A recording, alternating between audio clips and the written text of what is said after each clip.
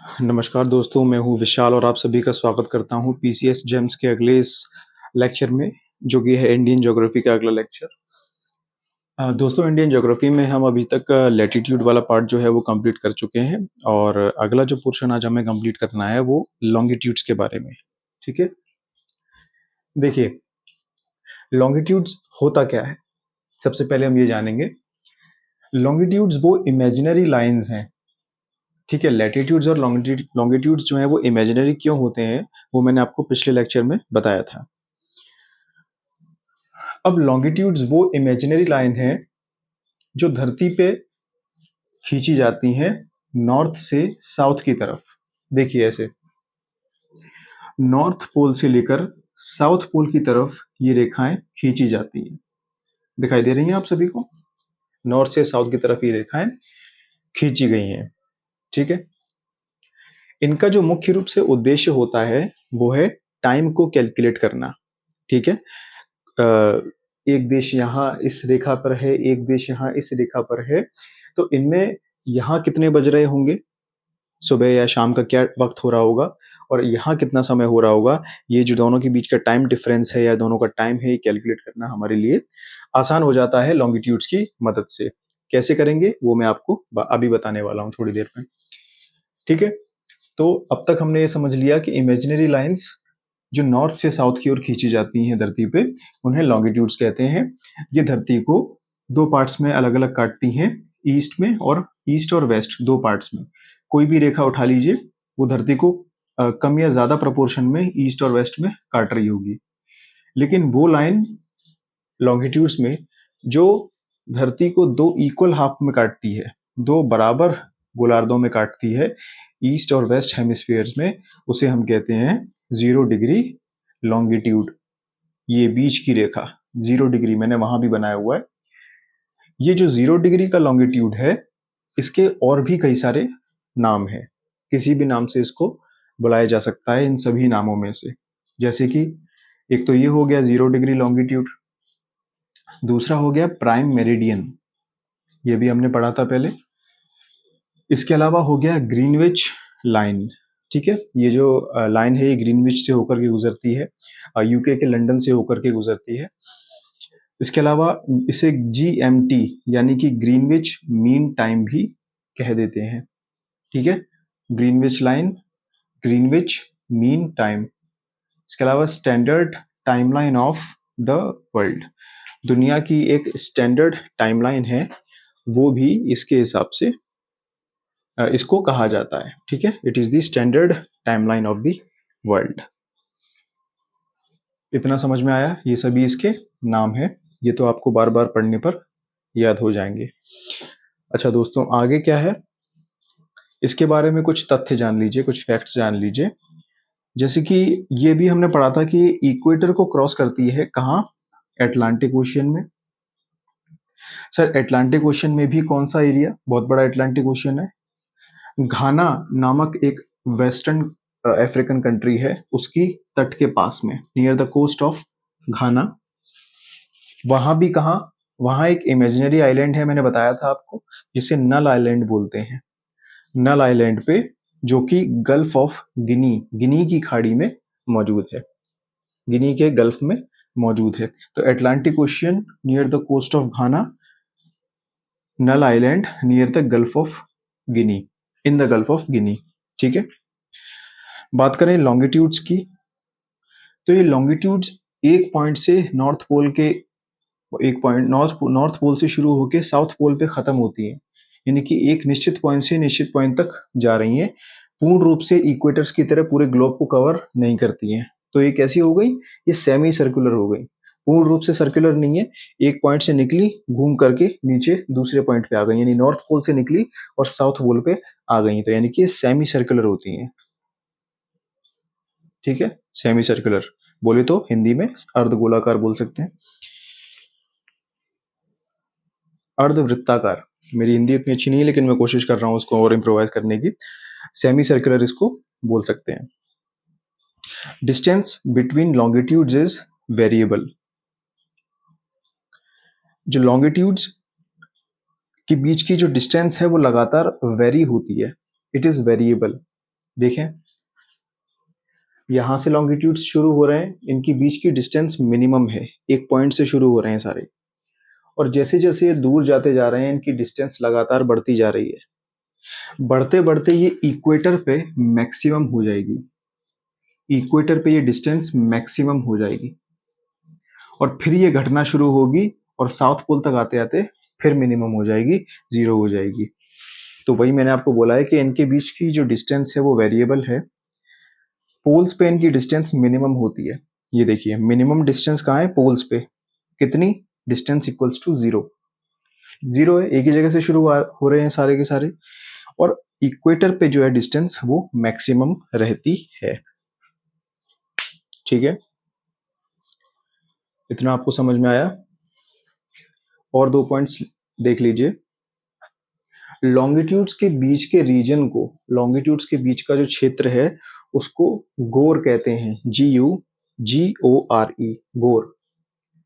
जबकि लैटिट्यूड्स और लॉन्गिट्यूड्स के बीच का जो रीजन है उसे ग्रिड कहते हैं। लैटिट्यूड्स और लॉन्गिट्यूड्स के बीच का जो रीजन है उसे ग्रिड कहते हैं, ग्रिड। ठीक है, पॉज करके इन सारे पॉइंट्स को आप नोट करें, फिर हम आगे बढ़ते हैं।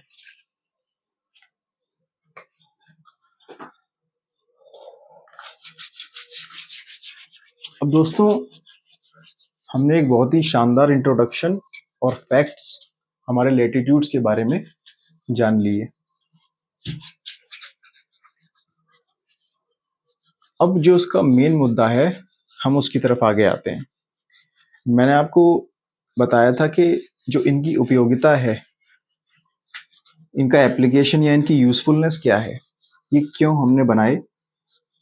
तो मैंने आपको बोला था for the calculation of time, time calculate करने के लिए।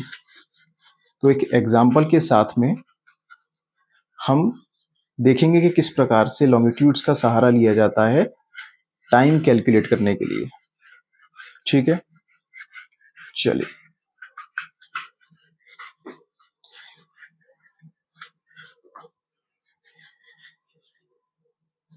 हेडिंग डाल लीजिए, longitudes and time, longitudes and time, longitude and time।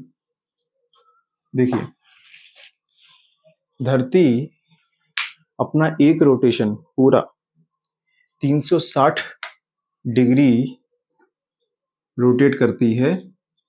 धरती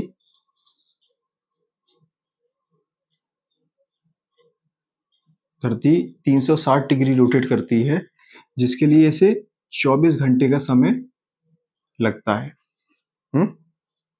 24 घंटे में 360 डिग्री रोटेशन करती है। इसका मतलब है कि एक डिग्री, केवल एक डिग्री रोटेशन करने के लिए इसको अगर आप कैलकुलेट करेंगे तो कितना समय लगेगा, 24/360 घंटे, जिसे अगर हम मिनट में कन्वर्ट करते हैं तो ये आपका आएगा 4 मिनट।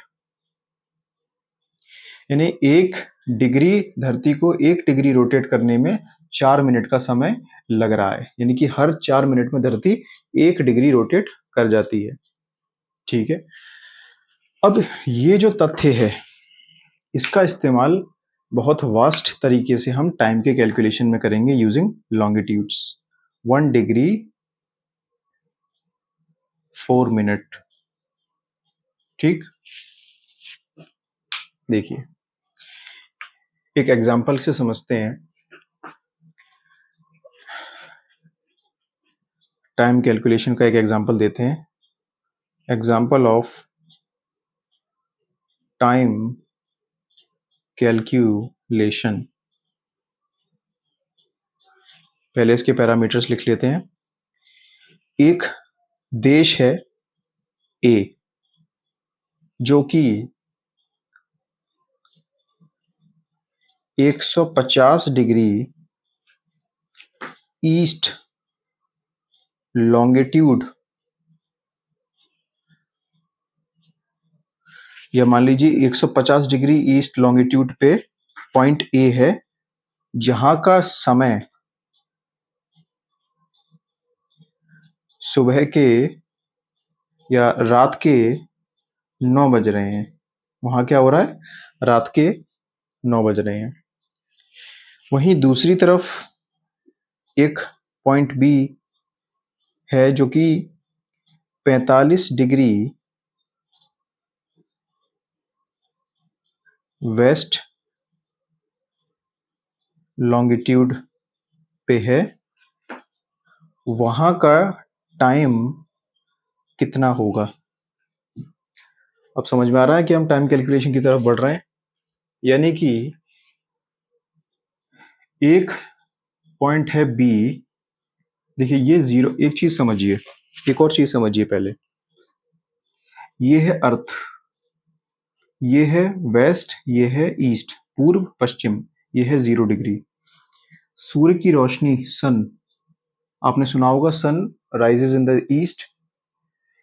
तो सूर्य ईस्ट की तरफ से राइज होता है, तो सबसे पहले सूर्य की रोशनी जो है वो ईस्ट में पड़ती है और ईस्ट से ये रोशनी ट्रेवल करती है वेस्ट की तरफ।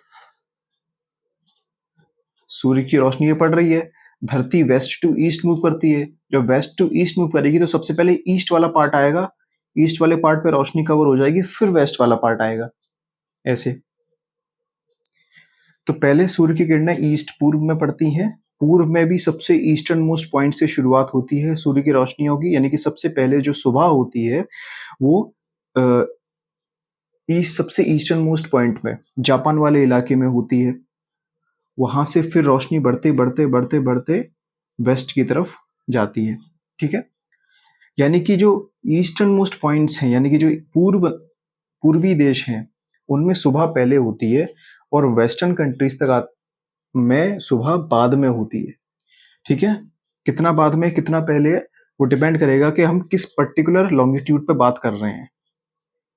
जैसे कि ये दो लॉन्गिट्यूड्स हैं, इनमें ये वाला ज्यादा ईस्ट में है, तो पहले इसमें सुबह होगी, फिर रोशनी इसमें पहुंचेगी, फिर इसमें सुबह होगी। तो इन दोनों के बीच में कितना समय रहेगा सुबह होने में? इसमें फॉर एग्जांपल सुबह 4 बजे सुबह हुई और इन दोनों के बीच में 10 डिग्री का टाइम डिफरेंस है, तो 1 डिग्री 4 मिनट के बराबर। तो यानी कि 40 मिनट के बाद इसमें सुबह होगी, यानी 10:40 पे सूर्य इस देश में सुबह करेगा, ठीक है। तो इस प्रकार से टाइम कैलकुलेट करके हम चीजों का अंदाजा लगाते हैं, ठीक है। इतना आपने समझ लिया। एक चीज और समझिए, जब भी हम टाइम कैलकुलेट करेंगे, ये 0 डिग्री है, जब भी हम ऐसे मूव करेंगे, ऐसे मूव करेंगे, तो हम टाइम को सब्ट्रैक्ट करेंगे, माइनस करेंगे, और ऐसे मूव करेंगे तो टाइम को प्लस करेंगे। एक कंट्री है जिसका यहाँ पे कुछ टाइम है, तो हमने उसका देख लिया 0 डिग्री से कितना डिस्टेंस है, उस डिस्टेंस का टाइम निकाल के उसको माइनस कर दिया, तो जितना यहाँ समय था उससे हमने ये टाइम माइनस किया, तो हम आ गए 0 डिग्री के टाइम पे। यानी 0 डिग्री पे जो कंट्रीज है उनका क्या टाइम हो रहा होगा। फिर उसके बाद हमें और इधर जाना है, तो हमने और टाइम माइनस कर दिया जितना डिग्री दे रखा है, तो फिर हम यहाँ आ जाएंगे, यहाँ जो कंट्री है उस पर कितना टाइम हो रहा है, ठीक है। इस टाइप से वो अभी हम क्वेश्चन सॉल्व करते हैं तो पता चल जाएगा। और हमें यहीं से अगर आगे जाना होता तो हम टाइम ऐड करते चले जाते, यहाँ जो समय है उसमें कुछ टाइम ऐड किया तो 0 डिग्री पे पहुंच गए, 0 डिग्री से थोड़ा और ऐड किया तो आगे पहुंच गए।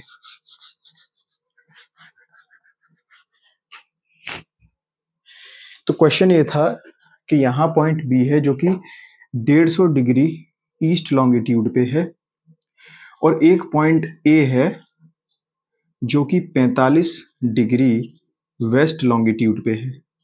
अब ये जो 150 डिग्री ईस्ट लॉन्गिट्यूड पे है, यहाँ रात के 9 बज रहे हैं, तो बताइए जो 45 डिग्री वेस्ट लॉन्गिट्यूड है, यहाँ टाइम कितना हो रहा होगा, है ना।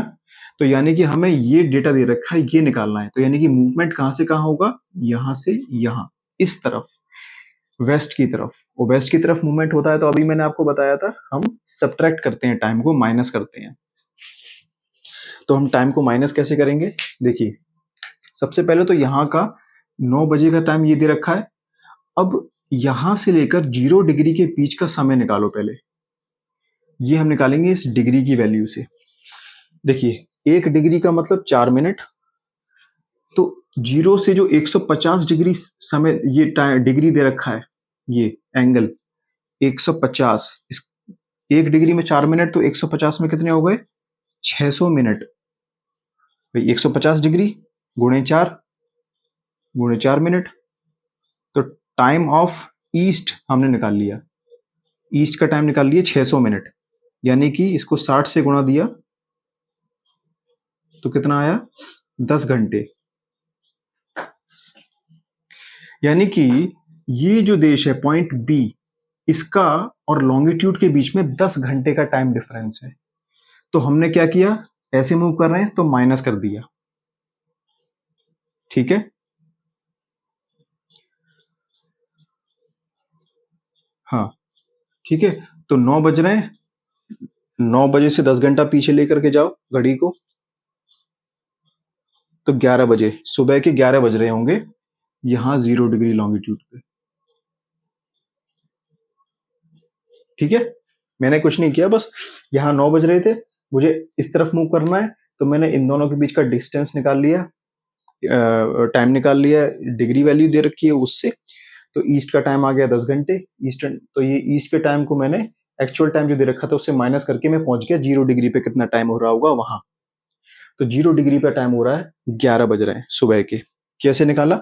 10 घंटे को मैंने गिवन टाइम में से माइनस कर दिया। ठीक है, अब मुझे यहां पहुंचना है 45 डिग्री वाले टाइम पे, और मैं कहां पहुंच गया हूं? 0 डिग्री लॉन्गिट्यूड पे। अब ये जो 45 डिग्री का गैप है इसको भी तो कवर करना पड़ेगा, तो फिर मुझे यहाँ मूव करना पड़ेगा दोबारा से, और फिर मुझे लेफ्ट मूव करना है तो फिर माइनस करना पड़ेगा। तो मैंने निकालना है अब time of west. 45 degree, 45 degree गुणा 4 मिनट, ठीक है, ये तो मिनट में टाइम आ गया, डिवाइडेड बाई 60, तो ये पूरा टाइम मुझे घंटों में मिल जाएगा। ठीक है ना, तो 4 से 15, 15 तिया 45, 3 घंटे का समय ये है 0 डिग्री से लेके पॉइंट ए के बीच में। अब जिस 0 डिग्री पे मैं 11 बजे पे हूं, और 3 घंटे में और माइनस कर दूंगा, तो यहां जो समय है वो निकल आएगा, दैट विल बी सुबह के 8। यानी कि थोड़ा और इसको अच्छे तरीके से लिख देता हूं, टाइम ऑफ ईस्ट हमने निकाल लिया, ये वाला टाइम ऑफ ईस्ट,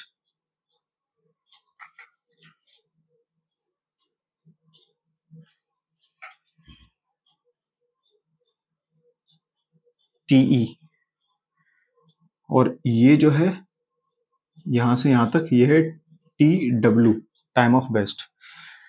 ठीक है, तो सुबह के 9 बजे में से मैंने टाइम ऑफ ईस्ट माइनस किया तो 10 बजे का समय आ गया, 11 बजे का समय आ गया एएम एट 0 डिग्री लॉन्गिट्यूड। तो ये हो गया आपका टाइम एट 0 डिग्री। और टाइम ऑफ वेस्ट हमने निकाला था 45 डिग्री गुणा 4 मिनट अपॉन 60, 3 घंटे का समय आया था। अब हमने निकालना है टाइम एट पॉइंट ए, तो टाइम एट पॉइंट ए कितना हो जाएगा? Time at 0 degree minus time at time of west, यानी कि 11 बजे माइनस 3 घंटे, 8 AM।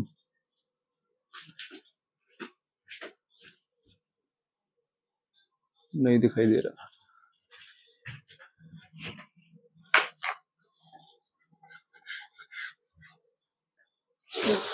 यहां तक दिखाई दे रहा है, 3 घंटे तक दिखाई दे रहा है।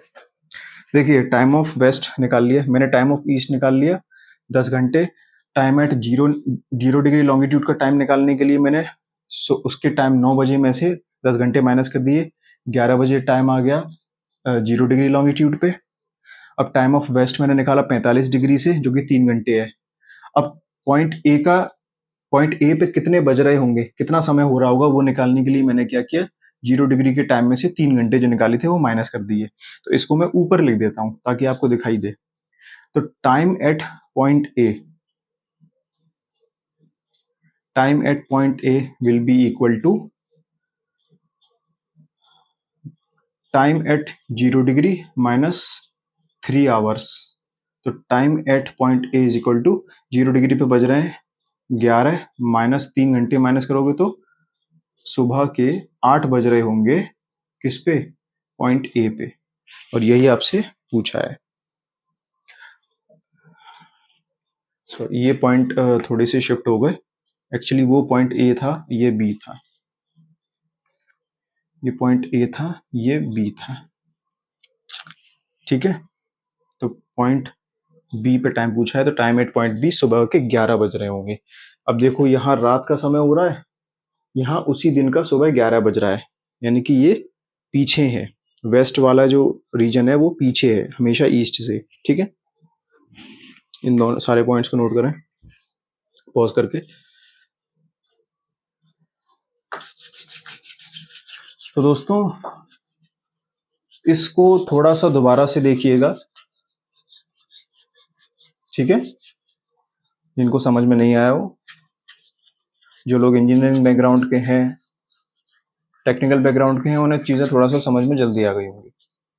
ठीक है, तो इस प्रकार से हम टाइम कैलकुलेट करते हैं। छोटा मोटा कोई क्वेश्चन आ भी सकता है, नहीं भी आ सकता है, वो आप मैनेज कर ले जाएंगे अगर आपने इतना सीख लिया है। ठीक है,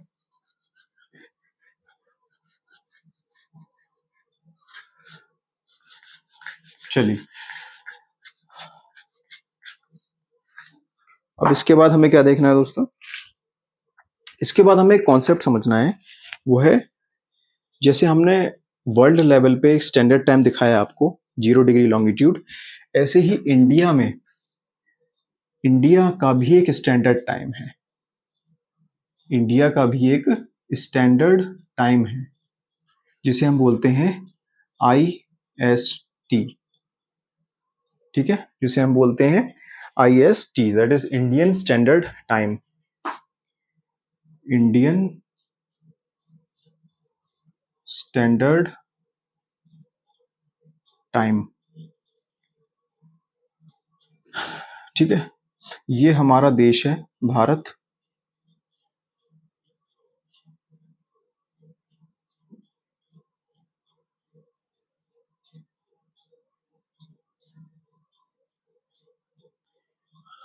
ठीक है,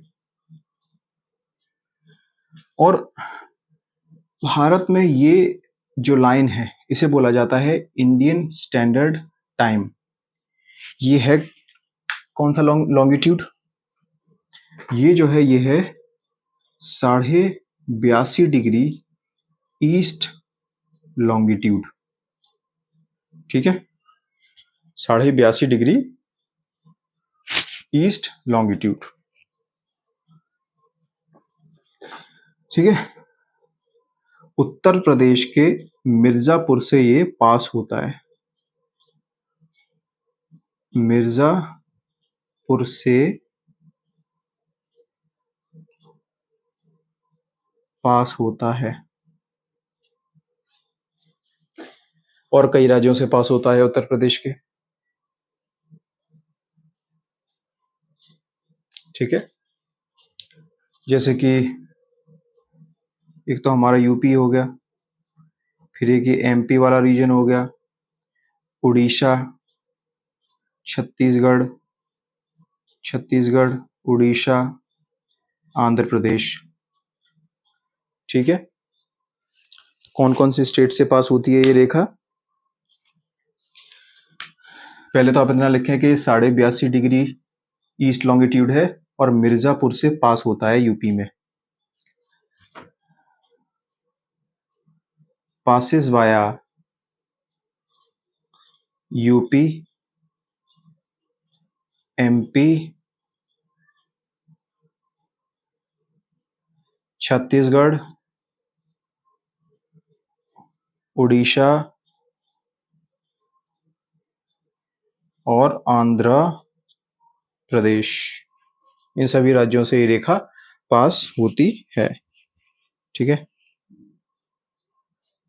ये हमारे भारत का स्टैंडर्ड टाइमलाइन है। ठीक है, और ये जो रेखा है standard timeline of India IST, ये GMT जो ग्लोबल लेवल की स्टैंडर्ड टाइमलाइन है 0 डिग्री, उससे कितने समय की दूरी पे है? 0 डिग्री से कितने समय की दूरी पे है? तो 0 डिग्री से ये 5 घंटा 30 मिनट की दूरी पे है। ठीक है ना, time difference between GMT and IST is 5.5 घंटे। ठीक है, ये चीजें हमने कवर कर ली। और चूंकि ये पूर्व में है, इसीलिए हम इसको बोलेंगे it is 5.5 hours ahead of GMT। पूर्व में है, पूर्व में सूरज पहले उगता है, तो जहां पहले सूरज उगेगा वहां सुबह जल्दी होगी, तो हम लोग अहेड चलते हैं जहां सूरज पहले उगता है, वो जो एरिया है अपने से पश्चिमी देशों की तुलना में आगे होता है, तो हम बोलते हैं it is 5 hours 30 minutes ahead of GMT। ठीक है, इसको नोट करें।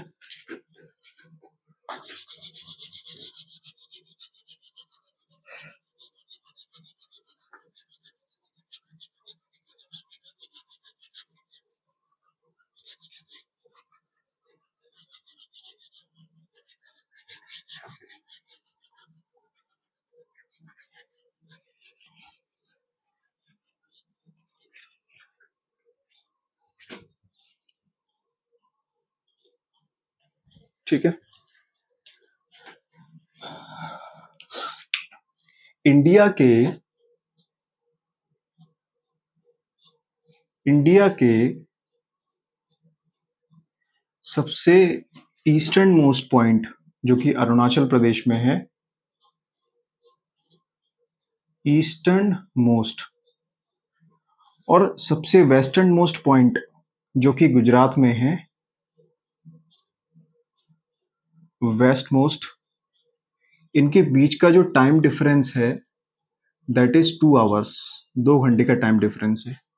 यानी कि यहाँ अरुणाचल प्रदेश में सबसे पहले सूरज उगता है, सनराइज सबसे पहले होता है, और इसके 2 घंटे बाद वेस्टर्न मोस्ट पॉइंट जो है गुजरात का, वहाँ सूर्य उगता है। 2 घंटे का टाइम डिफरेंस है, पहले अरुणाचल प्रदेश में उगेगा, फिर धीरे धीरे नॉर्थ ईस्ट के सभी उसमें जाएगा स्टेट्स में, फिर उसके बाद में मध्य भारत से होते हुए ये पश्चिमी भारत तक पहुंचता है, वेस्टर्न इंडिया तक पहुंचता है। इस प्रकार से सूर्य की जो जो सुबह है भारत में वो सभी जगह एक जैसी नहीं होती है, थोड़ा थोड़ा टाइम डिफरेंस के साथ होती है। ठीक है, ये आपने समझा। थोड़ा सा डायग्राम को जल्दी बनाने के चक्कर में गड़बड़ हो जाता है, माइंड मत कीजिएगा उसे। ठीक है, बस आपको वो बात समझानी होती है। और यही वो कारण है कि नॉर्थ ईस्ट के लोग जो हैं वो एक और स्टैंडर्ड टाइम की डिमांड रख रहे हैं कि भैया हमारे नॉर्थ ईस्ट वाले रीजन, इस रीजन के लिए एक दूसरा टाइमलाइन बना दो। क्यों बना दो? क्योंकि यहाँ सुबह जल्दी हो जाती है, लोग सुबह जल्दी 4-5 बजे उठ जाते हैं, क्योंकि सुबह जल्दी हो गई है, सारे काम जल्दी शुरुआत हो गई है, सारे काम जल्दी शुरू हो गए हैं। अब जो हमारी जो स्टैंडर्ड टाइमलाइन है, सारे स्कूल, बैंक्स, सारे ऑफिसेस सब उसी के हिसाब से खुलते हैं, तो बाकी जो भारत का हिस्सा है पश्चिमी मध्यवर्ती, वहाँ के लोग जो हैं वो उस टाइम के हिसाब से एडजस्ट कर लेते हैं। यहाँ सुबह भी जल्दी होती है, 4-5 बजे लोग उठ जाते हैं, यहाँ के टाइम के हिसाब से काम करते हैं ऑफिसेज में, फिर रात को ये लोग ऑफिस से लेट आते हैं और फिर लेट सोते हैं, और फिर सुबह 4 बजे उठना होता है, 4-5 बजे। तो इनकी नींद पूरी ना होने की वजह से इनकी फिजिकल और मेंटल परफॉर्मेंस में लगातार गिरावट आ रही थी। तो नॉर्थ ईस्ट के लोगों ने डिमांड किया कि एक अलग स्टैंडर्ड टाइम हमारी पूर्वी जो भारत का हिस्सा है उसके लिए होना चाहिए, जिसके हिसाब से हमारे स्कूल्स, कॉलेजेस, ऑफिसेज और बाकी सारी जो है व्यवस्थाएं चालू हों, संचालित हों। ठीक है, ये भी चीजें आप ध्यान में रखें।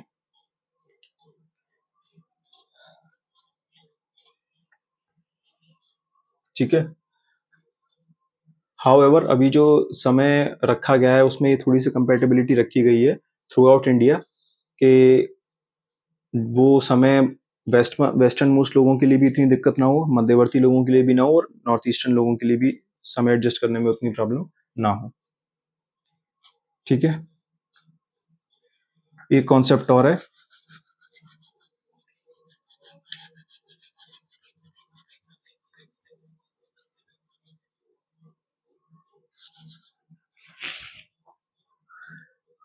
International date line. International date line 180 degree longitude. देखिए 0 डिग्री की जो लॉन्गिट्यूड है प्राइम मेरिडियन, इसके जस्ट अपोजिट में पीछे की तरफ 180 डिग्री की एक लॉन्गिट्यूड है, जिसे 180 डिग्री की लॉन्गिट्यूड, ठीक है, पीछे की तरफ, इसे बोलते हैं इंटरनेशनल डेट लाइन। ये कुछ जिगजैग लाइन है। देखिए ये है आपका अलास्का, नॉर्थ अफ्रीका वाला रीजन, नॉर्थ अमेरिका, और ये है आपका एशिया, जापान के कुछ आइलैंड्स, ये एशिया वाला रीजन, ऑस्ट्रेलिया, ठीक है, ये है एशिया, जापान, नॉर्थ अमेरिका। यहाँ से कुछ एक जिगजैग रेखा पास होती है जिसे हम 180 डिग्री लॉन्गिट्यूड यानी कि इंटरनेशनल डेट लाइन कह देते हैं। इसकी कमाल की बात यह है दोस्तों कि इसके इस तरफ और इस तरफ में एक दिन का डिफरेंस है, यानी कि इसके इस तरफ अगर सैटरडे है तो इस तरफ संडे होगा। ठीक है, कैसे होगा? देखिए ये जो इलाका है ये धरती का ईस्टर्न मोस्ट पॉइंट है। इसको ऐसे समझ में नहीं आएगा आपको, मैं धरती को जैसे हम देखते हैं वैसे बना के दिखाता हूं। देखिए जापान वाला जो रीजन है वो ईस्टर्न मोस्ट पॉइंट है, 180 डिग्री ईस्ट, और इधर अलास्का वाले क्षेत्र तक आ जाओ, नॉर्थ अमेरिका वाला, दैट इज 180 डिग्री वेस्ट, और ये 0 डिग्री। अब कितना डिफरेंस है सोचिए, 180 डिग्री ये हो गया, 180 डिग्री ये हो गया, 360 डिग्री जापान से अलास्का तक आने में, 360 डिग्री, 360, ठीक है, 180 प्लस ये 180 डिग्री ईस्ट वेस्ट, ये दोनों हो गए आपके टोटल 360 डिग्री।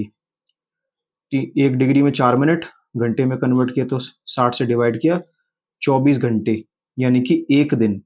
यानी कि अगर आप जापान से अलास्का आने चाहते हैं तो आपको एक दिन लग जाएगा, 24 घंटे। मतलब जापान से अलास्का के बीच का जो टाइम डिफरेंस है वो 24 घंटे है। यानी कि अगर जापान वाले रीजन में सैटरडे है तो ये जो है अलास्का वाला रीजन ये एक दिन पीछे चल रहा होगा। 24 घंटे का मतलब एक दिन पीछे चल रहा होगा ये वाला दिन, ये वाला एरिया, नॉर्थ अमेरिका अलास्का वाला। यानी कि अगर जापान में सैटरडे है तो यहाँ फ्राइडे होगा, यहाँ संडे है तो यहाँ सैटरडे होगा। ठीक है, अब धरती को घुमा दो, धरती को घुमा दो, तो ये एशिया जापान वाला रीजन आ गया, और ये नॉर्थ अमेरिका साउथ अमेरिका वाला रीजन आ गया, बीच में पैसिफिक ओशियन आ गया। इस पैसिफिक ओशियन में ये टेढ़ी मेढ़ी जो रेखा है यही है IDL, that is international date line. अब यही वो एरिया है 180 डिग्री ईस्ट वाला, यही वो एरिया है 180 डिग्री वेस्ट वाला। इन दोनों के बीच का जो वो था टाइम डिफरेंस था वो 24 घंटे का था। यानी कि सूरज सबसे पहले जापान वाले इलाके में अपनी रोशनी छोड़ेगा, धरती रोटेट कर रही है, फिर धीरे धीरे की वो रोशनी एशिया में जाएगी, एशिया के बाकी हिस्सों में, फिर धरती रोटेट लगातार कर रही है, फिर ये रोशनी धीरे धीरे करके वेस्ट में जाएगी, यूरोप में जाएगी, फिर ये अमेरिका पहुंचेगी, और उसमें भी सब फिर अलास्का पहुंचेगी। 24 घंटे का समय लग जाएगा, क्योंकि धरती जब तक पूरी रोटेट नहीं हो जाएगी तब तक वो रोशनी वहां नहीं पहुंचेगी। बात समझ में आ गई? तो ऐसे मत देखिए कि यहां से यहां आने में कितना टाइम लग रहा है, ये देखिए कि सूरज की रोशनी यहां से यहां तक कितनी देर में पहुंच रही है, 24 घंटे के अंदर अंदर। क्योंकि धरती पे जब सूरज की रोशनी यहाँ पड़ेगी, धरती वेस्ट टू ईस्ट मूव करेगी, तो सूरज की रोशनी तो यही पड़ रही है, धरती मूव कर रही है, तो वेस्ट टू ईस्ट मूव करेगी, तो जापान से 24 घंटे के बाद अलास्का वाला रीजन आएगा, तो एक पूरा दिन लग जाएगा सूरज की रोशनी को वहां तक पहुंचने में। यानी कि यहाँ पहले सुबह होगी, उसके 24 घंटे बाद यहाँ सुबह होगी, इसलिए एक दिन का टाइम डिफरेंस रहता है।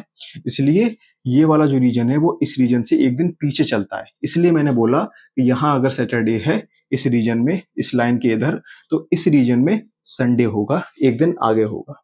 ठीक है, 24 घंटे आगे होगा मतलब एक दिन आगे। ये है आपकी इंटरनेशनल डेट लाइन। ठीक है, ये बात आपको समझ में आ गई होगी, बड़ी सिंपल तरीके से मैंने समझाने की कोशिश की है। चलिए, आज का ये लेक्चर हमारा लॉन्गिट्यूड्स पे यहीं समाप्त होता है। लॉन्गिट्यूड्स का पोर्शन हमने सारा कवर कर लिया। हमने ये देखा कि कैसे इससे टाइम कैलकुलेट होता है, हमने ये देखा इंटरनेशनल डेट लाइन क्या है, वही टाइम कैलकुलेशन के तरीके से। ठीक है, और हमने देखा कि हमारे भारत की जो स्टैंडर्ड टाइम लाइन है IST वो क्या है, कितने डिग्री पर है, और जो इंटरनेशनल जो GMT है उससे 5.5 घंटे पहले, यहाँ 5.5 घंटे अहेड है, पहले है। ठीक है, चलिए, बहुत बहुत धन्यवाद, मिलते हैं हमारे अगले लेक्चर में। जय हिंद।